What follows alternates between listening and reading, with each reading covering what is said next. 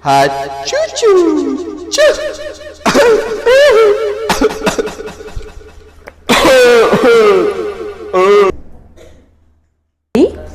Kenapa batok kamu ada bunyi nada dia beralun naik turun?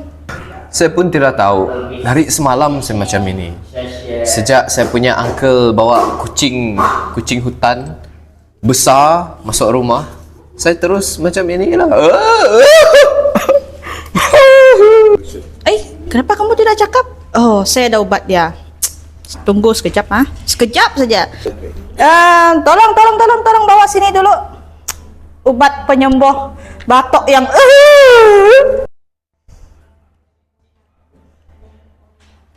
Mengikut kajian saya, Olive Kemprin, selalunya kalau orang ada alahan dengan bulu-bulu, terutama dia bulu kucing hutan kamu itu, ini adalah ubatnya, ubat yang terbaik.